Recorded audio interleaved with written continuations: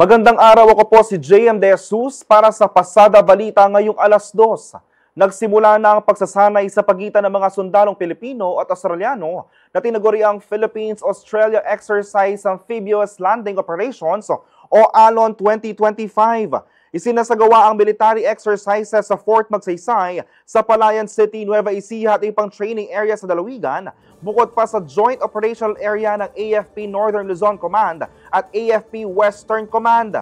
3,600 troops mula Pilipinas, Australia, United States at Canada ang kasama sa ALON 2025, habang international observers naman ang mga puwersa mula Japan, South Korea, New Zealand at Indonesia.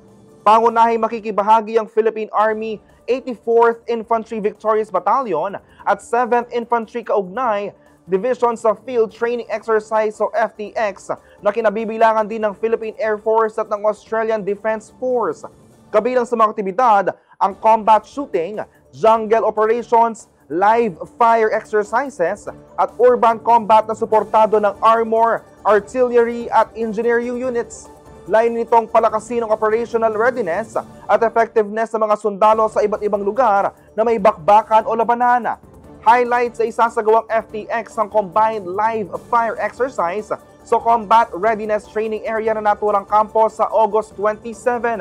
Target ng Philippine Army na sa pamamagitan ng military exercises ay mapag-ibayo ang kakayahan ng mga unit ng puwersang panlupa, mapabuti ang interoperability sa joint forces at mapatibay ang kooperasyon sa ibang bansa para sa regional stability. Nagsimula na ang pagsasanay nitong August 15 at matatapos sa August 29.